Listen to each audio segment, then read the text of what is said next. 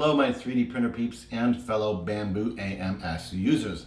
Today we are going to have a look at cardboard spools in the Bambu Lab AMS system.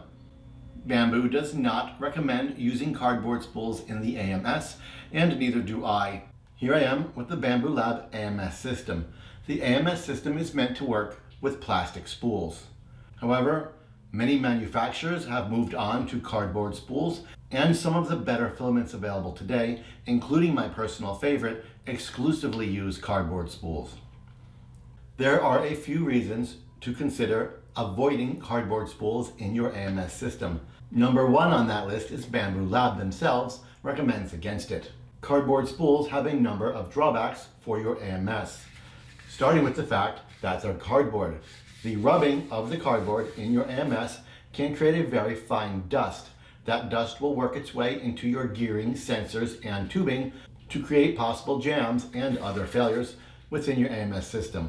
Cardboard spools themselves also tend to have slightly different dimensions and weight compared to plastic spools, as well as the fact cardboard spools are prone to warping.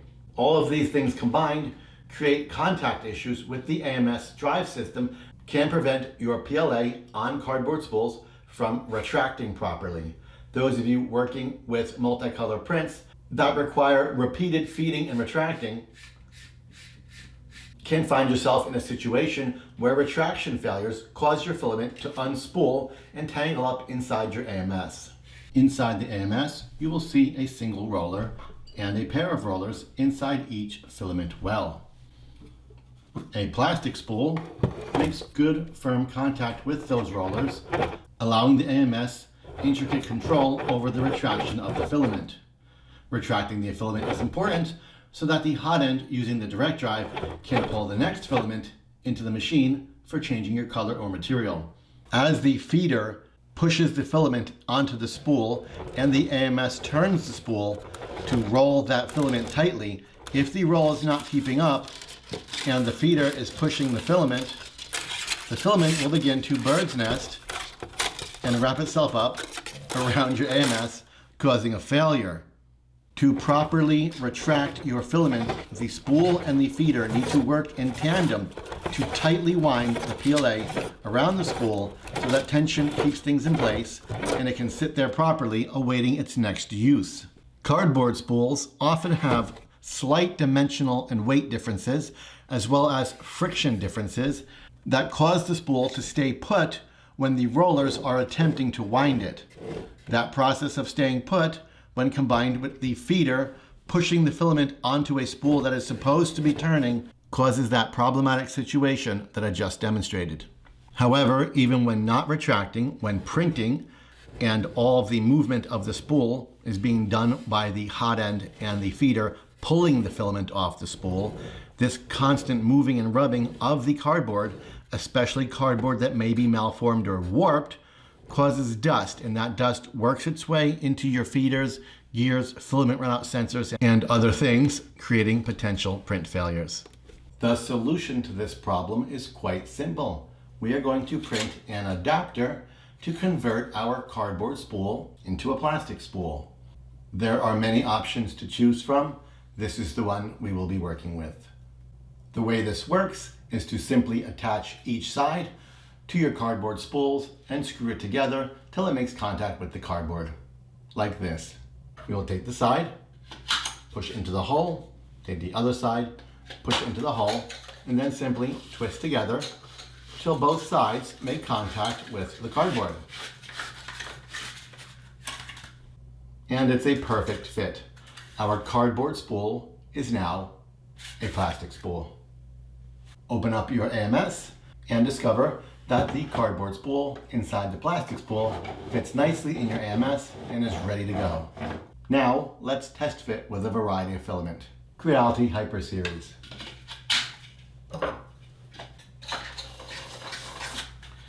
It's a perfect fit. Elgu. It does not fit. Overture.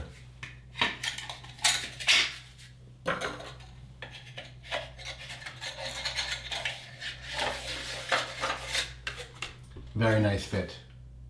Inland. This is Micro Center's very own filament brand. This particular roll is TPU.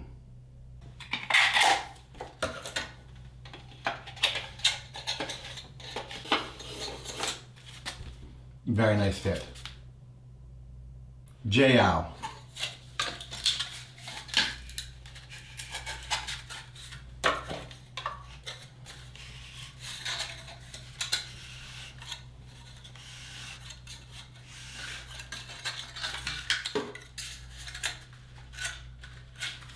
JAO is a slightly smaller spool than the other ones, and it's a very tight fit, but I did indeed get it on.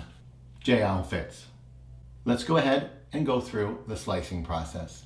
Here I am in Bambu Studio. I have opened up Maker World, and I'm looking at Big Dog 7's cardboard spool adapter. There are so many spool adapters available on the interwebs.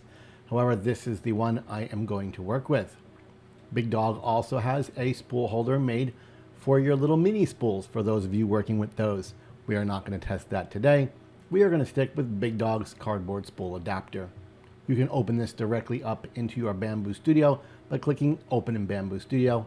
However, I'm going to download it manually and open it into Bambu Studio myself. Here in Bambu Studio, I'm going to grab his 3MF file and drag it onto my plate. Because it is a project file, it does include certain changes made by the creator. Depending on the machine you are working with, you may have to change the printer type. I will be switching from a Bambu X1 to my P1P with an 04 nozzle. If it wants to make any changes, you can look at what they are and either discard or transfer them. I will discard them. I'm going to use Creality Black PLA. You may use whatever filament you want. Choose it here. And then we're going to look at strength. I'm going to use 3 wall loops and 20% infill. Wall loops and infill will increase print time, especially wall loops. However, this is a very small and thin model, so I'm really not concerned about the print time being added. I'm more concerned with the strength and durability, as I only want to print this once and beat it up over and over and over again without having to worry about breaking it. Before slicing it, move over to Others and turn off Brim. Those of you who like to print at ludicrous speed can leave things as they are. I like to slow things down to make sure I'm going to get a good quality print.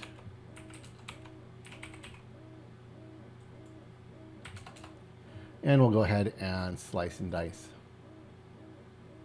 1 hour, 55 minutes. Not so bad. The other side, 2 hours, 33 minutes. So in under 4 hours, you can print this adapter. If you're curious how my changes affected your print time, you can bring them all back to default. And you can even go ahead and reduce that extra wall and that extra 5% infill.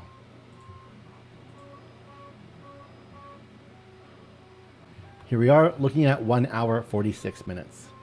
So for increased strength and durability, plus higher odds of a print success in good quality, thanks to lower speeds, the print time is increased by about 10 minutes each model.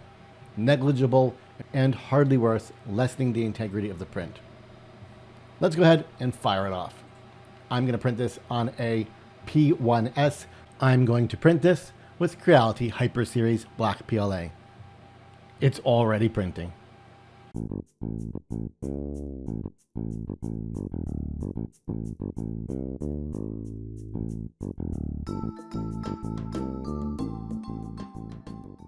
So there it is. This simple adapter converts your cardboard spools to AMS safe spools. There is also a smaller version of this made for mini spools that may fit some of your smaller spools, such as the PLA Meta, and spools with abnormally small center holes, such as the Elgu. I will leave a link in the description to download this file. The same maker also makes the smaller version that you can download and try with your smaller spools. You are on the 3D Rundown YouTube channel. I'm Greg Adventure, your instructor on 3drundown.com and converting cardboard spools to plastic spools for your Bambu AMS system was today's adventure.